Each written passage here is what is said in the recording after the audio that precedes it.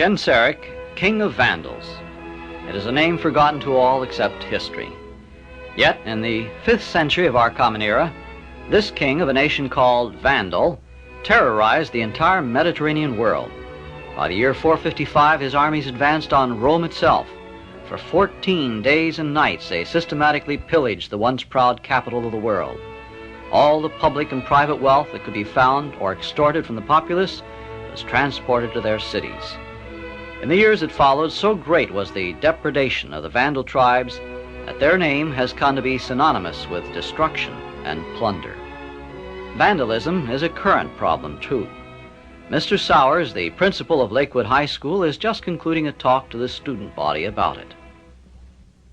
This wanton destruction of valuable and useful property is a monstrous opprobrium to the whole community and especially to our school. Every one of us, I'm sure, are shocked and dismayed by this display of criminal vandalism. But both students and teachers alike now bear a heavy responsibility to themselves and the community to see that such an atrocity is not repeated. Let us be proud of our youth and of the respect they show towards the property and the rights of others. Thank you.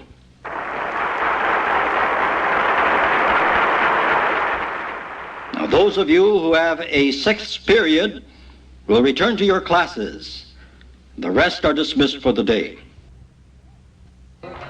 Boy, that was some speech. Yeah, old Sourpuss can sure get worked up, can't Well, he? I don't blame him. I still can't believe anybody would wreck the gym like that. They must have done it late last night, because the cops were here already this morning. I can see breaking windows and stuff for kicks, but why'd they bust up all our equipment? Yeah, it'll be months before we get that equipment replaced. And they even tore down the banner our class contributed last year. Who did it? Do they know yet? Well, I heard they picked up a couple of guys from Franklin School, but I don't know any more than that. Ricky Aldrich said a couple of guys from our senior class were questioned by the cops. Really? too. Who?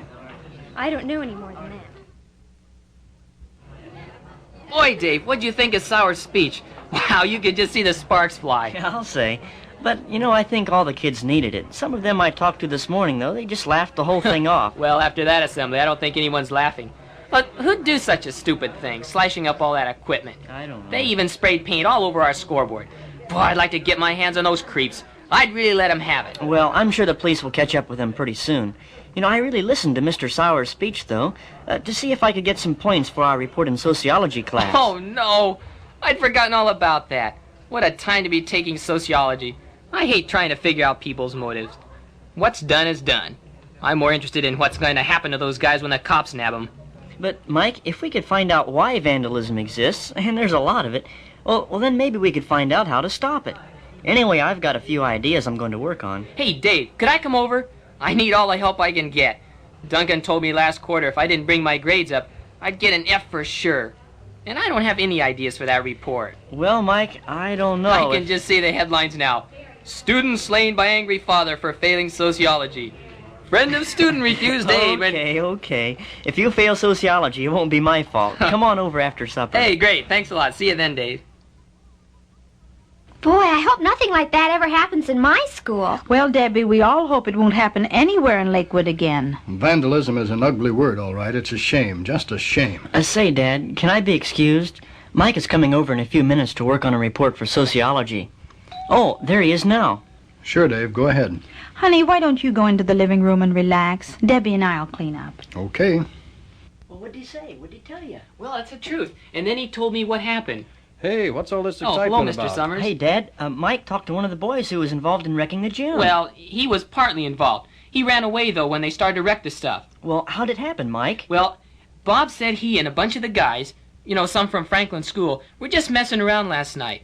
They painted the hubcaps on Jim Wright's car and stuff like that. Well, they got to talking about practical jokes, and someone got the idea to paint a big sign of a Franklin bear attacking our school's mascot and putting it over the banner in the gym. So did they? Well, Bob said they broke into the school and tried to, but it didn't work out. He said it went like this.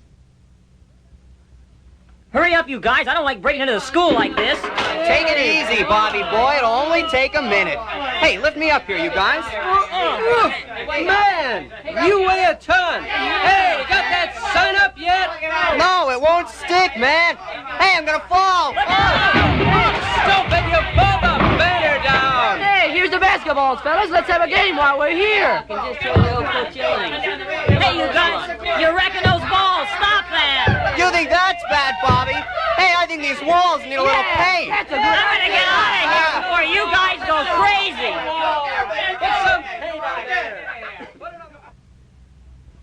And that's how it happened. Bob told the police all he knew, but I just can't believe it. We know those guys. How could they do it? Boy, it beats me, but, well, like Bob told you, Mike, they didn't plan to wreck the gym. It just sort of happened. But why?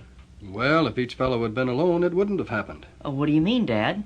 It's when a group of boys get together and they don't have anything really constructive to do, well, there just sort of develops a need for excitement, and it usually doesn't take long before it gets out of hand. But we know those guys.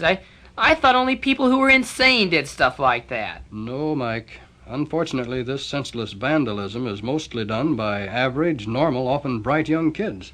But, Dad, it isn't like these guys are from a bad neighborhood or anything. Well, they know the difference between right and wrong. Well, that's just the point, son. They know the difference, but they just don't care. Now I can just hear our sociology teacher, Mr. Duncan, say, "Oh, why? Why don't they care?" Hey, Dave, our report. Oh, yeah. Let me get a pencil and paper. This is what we've got to find out. Hey, Mr. Summers, what do you think? I mean, it seems to me that getting caught by the police would be a good reason to care. Well, I hate to admit it, Mike, but that's the way most young people think today. What do you mean about that, Dad?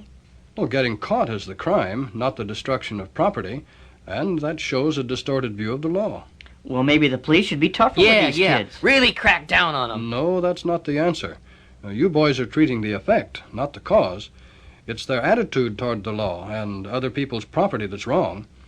And, well, where do they get this attitude? Where is their sense of values formed? Where are they trained? Well, just by life, I guess. Well, I think their parents train them. Exactly. And they get this I don't care attitude in the home. Oh, but these guys come from good homes, Mr. Summers. I mean, their parents don't hate them or anything. Oh, I'm sure you're right, Mike. But it's parents' failure to respect the law themselves that encourages their children to disregard it. I don't see what you mean.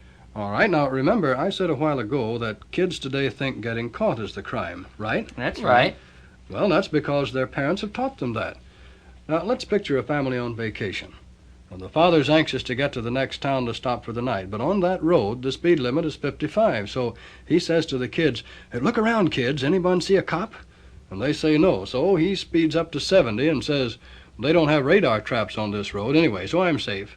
Now, what's the crime? Endangering lives by speeding? Oh, I see. No, it's getting caught. That's right. The distorted view is, it's all right to break the law, just don't get caught. And it's the same way when it comes to other people's property, too. Many parents just don't care. You know, the other day I saw something that really made me unhappy. It was such a nice day, so I decided to eat my lunch in the park. Oh, you mean the plant, Dad? Yes, that's the one. Well, I watched a family having a picnic and thought, well, what a fine family they were. Kids doing things with their parents and having a good time, and then they left. Well, so? Well, they left behind them the worst pile of litter I've ever seen. Cans and paper and chicken bones strewn all over the grass. It was a mess. Now, the parents didn't care about the park, so why should the kids? So it's these many, many little discourtesies on the part of the parents that give their children the same attitude. I'm writing all this down. Now, let's see. I'll put down lack of training in the home is one of the major causes of vandalism. I think you're right, Mr. Summers. But it's awfully discouraging. I mean, I don't think it's possible for a whole community to have this respect for law that you're talking about. Well, people just aren't like that. Well, Mike, there was once a whole nation of people who had proper respect for the law, and vandalism was almost non-existent. I'll bet you mean the nation of Israel in the Bible, right, Dad? That's right, Dave. You see, Mike, in ancient Israel, the parents lived by the law, and they expected their children to do the same. Hand me the Bible from the bookcase there, will you, Dave? Sure. Thank you. Now, part of the law commanded parents to train their children. Now, here's the scripture I was thinking of. It's Deuteronomy chapter 6, verses 6 and 7. Dave, why don't you read it here? All right. It says, And these words that I am commanding you today must prove to be in your heart, and you must inculcate them in your son, and speak of them when you sit in your house, and when you walk on the road, and when you lie down, and when you get up. So obeying the law wasn't something they did just when others were looking, but it was all the time, when they were sitting or walking or doing anything. So their children grew up with respect for the law. Well, that'll be point number 1 for the solution in my report.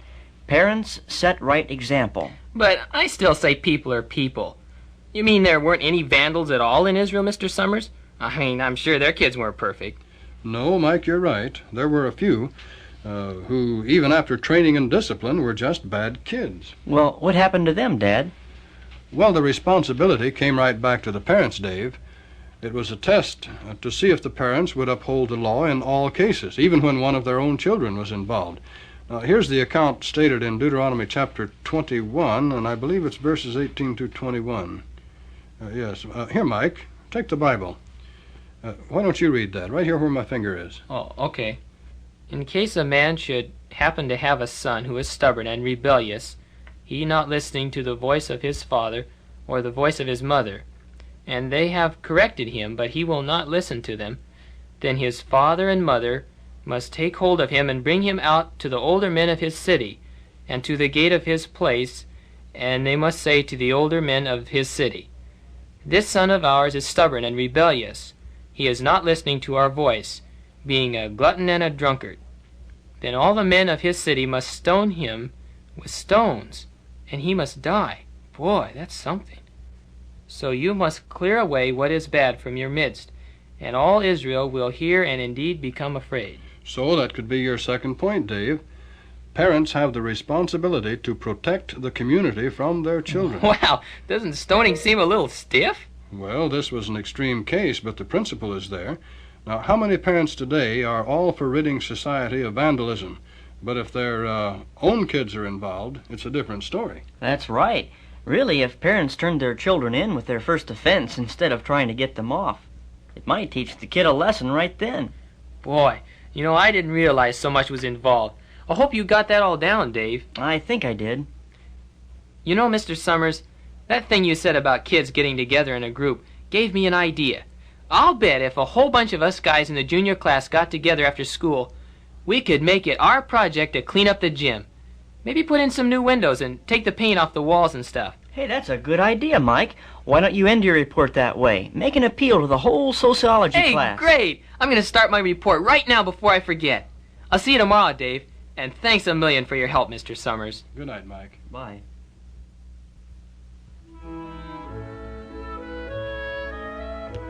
The thrill of doing something forbidden, and especially the failure of parents to train children to appreciate responsibility, these are the sources of juvenile vandalism, which training solidly based on the Bible can help avert.